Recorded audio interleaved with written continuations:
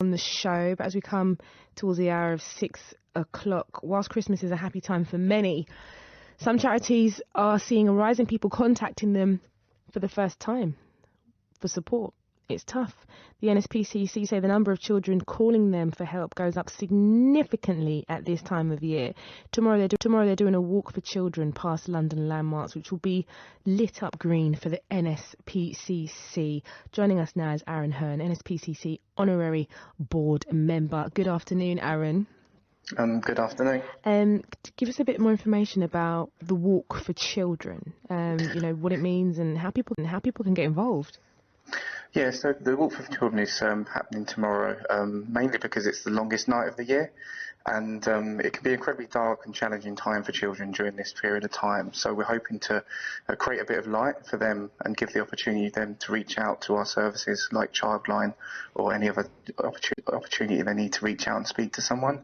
And it's a great opportunity to get out with the family, see some great landmarks that have been lit up green, like Battersea State Power Station, Alexander Paris, and the Lidl Ice Rink in Winter Wonderland, and to really make a difference during this tough time for young people, especially with Christmas and everything that's been going on in the world. Yeah, it's really tough. And I think I've had conversations with friends and family in and around how the pandemic has affected young people.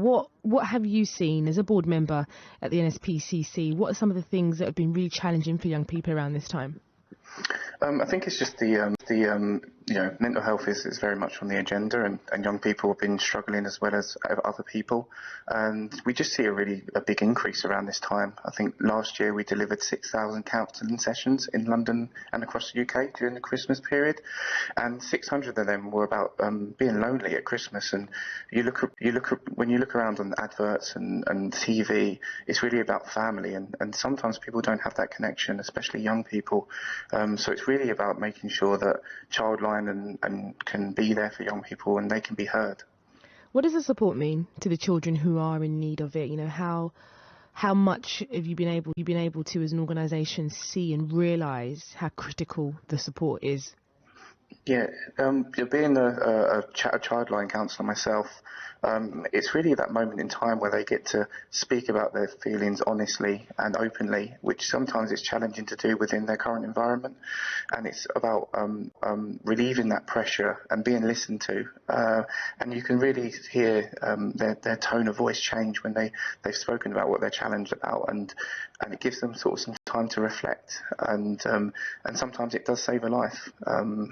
One of the reasons why I got involved in the NSPCC is because unfortunately my brother completed suicide at the age of 14, and really it does give the opportunity for young people to really speak about their feelings and be heard.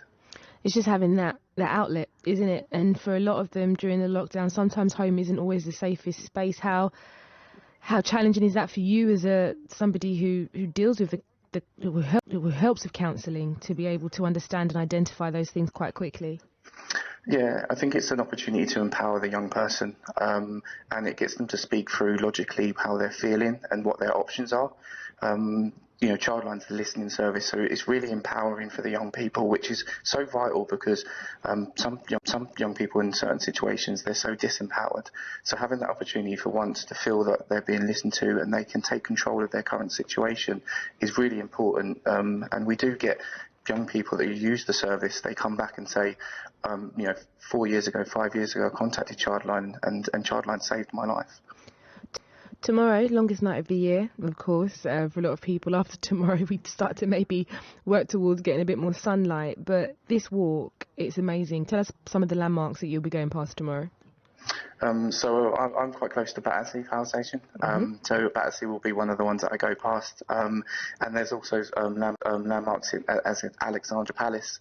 And I mentioned about the Lidl one in Winter Wonderland. So there's loads of opportunities, but equally, if people are restricted and feel that they don't want to go that far, stepping outside or even going in the garden for young people will make all the difference. Okay, it's massive. So anyone can get involved, right? Aaron, we can go anywhere to do this. Anyone can get involved, and if walking's not your thing, there's other options. If you look on the website, there's a wreath making tutorial to do, but also if anyone wants to make a donation, it costs just £4 to answer a call to Childline, and that £4 can make all the difference. Brilliant stuff. Thank you so much for coming on and speaking to us about that. That's Aaron Hearn. There's an honorary board member for the NSPCC. They're doing their walk tomorrow night, longest night of the year. But they're going to walk past a ton of London landmarks that are going to be lit up to mark this occasion. If you want to get involved, please head to the NSPCC website. You'll be able to see that there. A very important cause, of course, especially during the pandemic.